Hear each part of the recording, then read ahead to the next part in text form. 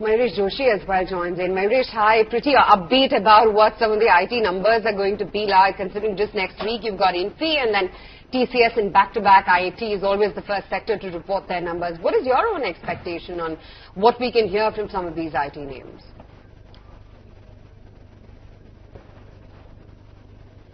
So afternoon, Ayesha. I think 2-3 important aspects that we are probably looking at. One, in terms of the constant currency or the dollar revenue growth, that should be pretty reasonable and stable for most IT majors, and that should reflect in very positive commentaries that the management should be exhibiting. The second element in terms of cross currencies not actually playing truant on IT companies' earnings should actually also reflect better realizations for the company. So all the major currencies, if you compare that against the dollar and even the rupee movement against the dollar, you're probably going to see marginal tailwinds in terms of cross-currency benefits. The third angle in terms of the operating parameters that one really looks at from an IT angle, the utilization levels are expected to remain extremely buoyant. What you're looking in terms of attrition levels quite manageable, and a lot of commentaries at the end of Q3, specifically in sub-segments like retail, manufacturing, did show a significant uptick. So BFSI should do the talking for IT sector as a whole for the next few quarters. If you see significant amount of trends through management commentaries on the BFSI front, where a whole host of the top tier companies have their dependence on, you might actually see the consumption spending pattern or the discretionary spending in this vertical actually play out in terms of revenue growth, volume growth for these IT majors. So the digital investments that they've done is finally trying to play fruit, and what probably happens in terms of the transformational digital deal wins will be reflective about the same. So expecting, I think, reasonable set of numbers from the IT majors. One might really argue that a lot of stocks have moved quite significantly over the past few weeks, but the sector selectively and stocks within the sector selectively should probably outperform. So I think HCL, Tech Mahindra among the large cap names is where our belief is that the numbers should be extremely buoyant. Within the mid-cap universe, I think Mindtree Science is something that I've liked over a period of time. But if the numbers are reflective in terms of how the expectation and the management commentaries have been at the end of Q3, I see no reason why the stock shouldn't do well even for the next 1.5 years.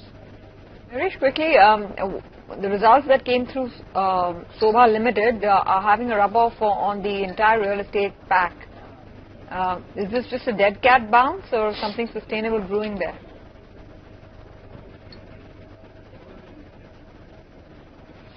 Afternoon, Tanvir. I think what Sobha has delivered over the last 2 to 3 quarters has been quite significant in an industry which is still showing lumpiness and where the numbers have not been consistent. So Sobha's consistency, both in terms of volumes that it has delivered, the pre-sales velocity in terms of the area under construction and what it delivers, and the third aspect in terms of reasonable realization growth.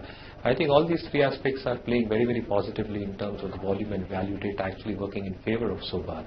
In terms of the expectations for the next financial year, I think the targets that they've probably set and the kind of execution patterns that they've been doing, I think that should be easily achievable.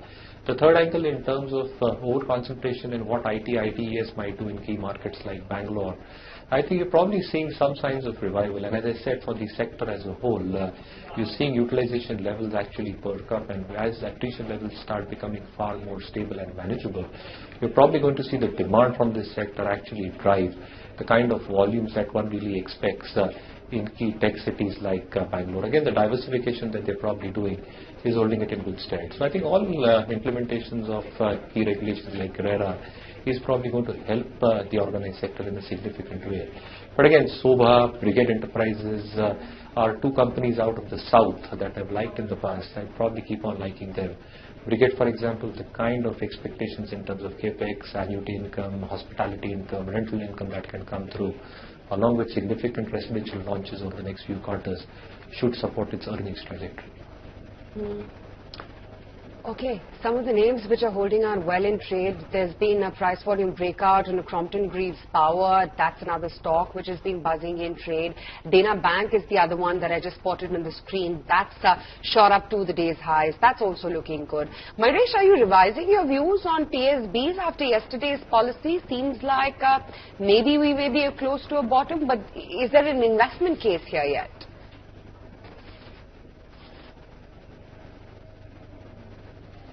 So Aisha, I think the things that have evolved over the last few days in terms of spreading out of the bond losses over the next 4 quarters obviously helps them in reducing the kind of losses that could have got reported on the treasury side of their income. The second element in terms of the postponement of Indian accounting standards, that again abets the sector as a whole. And the third angle in terms of the higher reported provisioning that can come through, I think that holds good for the sector as a whole, except the retail private banks, which will be marginally hit by the new provisioning that comes through. Having said that, I think the kind of recoveries and upgrades that a lot of these PSU banks are chasing over the past few weeks and might over the next few weeks and a quarter as well, I think that will put some amount of brakes in terms of their advances growth. And a large amount in terms of what has come through from the government funds in terms of balance sheet support will go into provisioning. So I think what happens in terms of balance sheet expansion and balance sheet growth capital is something to be looked for. The mid and PSU banks clearly are going to also see elevated stress, and the GNPAs on selective basis might be a little bit better. Say for instance Indian Bank, which has probably outperformed asset quality reporting in terms of improvement quarter after quarter. But the others, I think one really needs to look at numbers in a close quarter and a close angle and then probably take a call. So I think for the large cap, State Bank is the only bank that we're probably liking at this juncture. I think the kind of merger synergies that have come through and the issues surrounding that is behind them, the kind of capital adequacy that it carries, the CASA ratios, its branch network, should probably support the longer term earnings recovery and trajectory. So PSUs, very, very selective. State Bank, probably from the larger names. And Indian Bank, in our opinion, will report good set of numbers in the quarter. Okay. Mayuresh, we were just chatting with another expert and he said that, don't try and dig out a trend from GM Brewery's numbers. Some of these other liquor companies could report a very different set. Do you believe, though, that just maybe it's going to be a good earnings set from some of the other Radico Khetans, USLs of the world, too?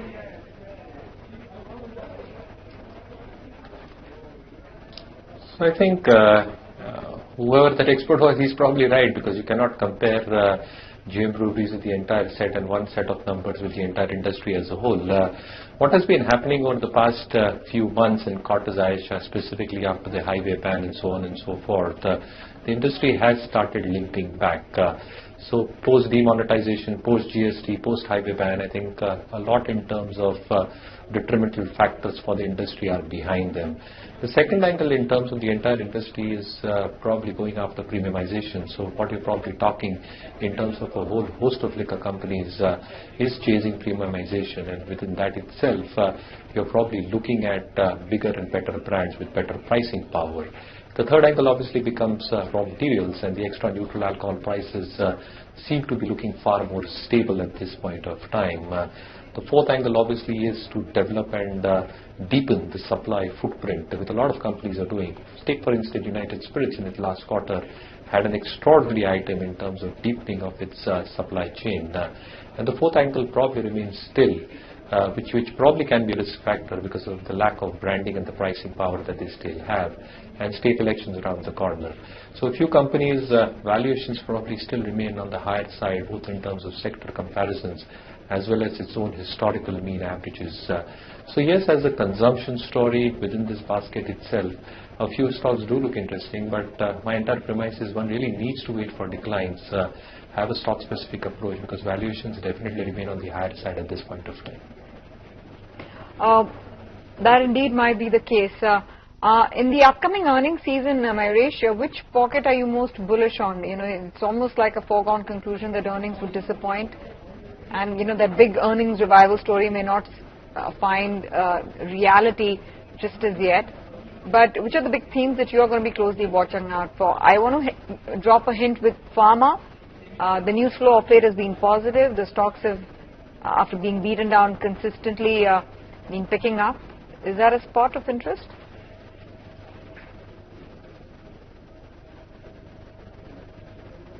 So one spot of interest is pharma, very selectively, Tanvir, and what you've probably seen over the past few quarters, I think the worst in terms of downgrades, specifically because of pricing pressures, FDA concerns, are largely behind them. Now, what happens over the next few quarters, and the management commentary thereof, as a lot of pharma companies are trying to develop specialty molecules, which would have far lesser competition. And as the FDA approvals start coming through, hopefully for a lot of the affected plants over the next few quarters, you are going to see revival both in terms of earnings upgrades and a lot of the generic specialized pipeline getting pushed through. So pharma selectively should report good set of numbers in my opinion. The large retail private banks should report a reasonable set of numbers compared to their corporate counterparts, as well as a whole host of PSU mid and small cap banks. Capital goods again selectively should be reporting a reasonable set of number, but a large part of capital goods will still remain sketchy, because I think execution thereof is going to be key. Cement as a sector, again I think the cost pressures are going to probably play out, because you've seen a huge increase both in terms of freight as well as power and fuel costs. Companies have tried to push that through with partial pass-throughs and realizations. But again, the volume growth along with realization growth is something to be watched out for. So again, I think selective patches probably looking good. Selective pharma companies, selective capital good companies, selective IT, and larger private sector banks. So, Mayuresh, very quickly, I mean, we generally talk about PSU banks as a broad theme, but let's go specific, given that the heart of the problem started with PNB's fraudulent disclosure, fraudulent loan disclosure, that is. 102 on a PNB, do you think that at lower levels people are seeing buying interest now that it seems like the matter is in the past?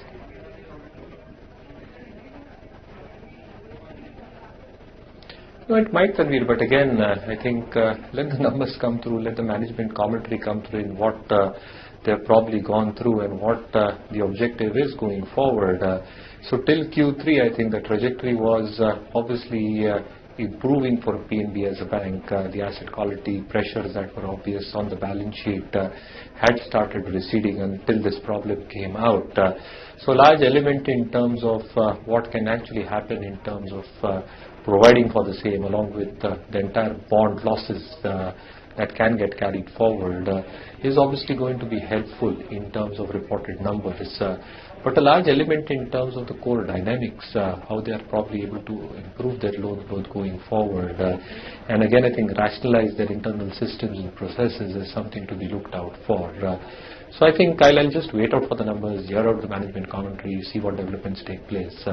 As I said, I think within the PSU universe, State Bank from the larger banks, and our own sense is that Indian Bank from the mid-cap space should report a reasonable set of numbers. Mayuresh, IT has had it good so far, but do you think next week the trade could quieten down, because we're going to get very close to numbers? You have TCS next week and all the others later on.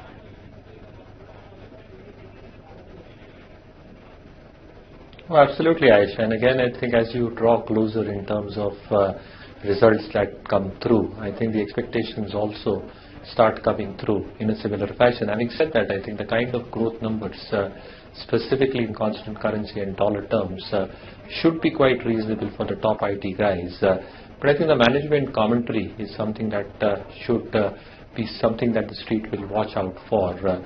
What they're probably talking in terms of BFSI discretionary spending patterns and the entire outlook going ahead, because typically you'll then start looking at wage hikes in Q1, Q2, and what kind of an impact that can have on EBIT and EBITDA margins for these companies.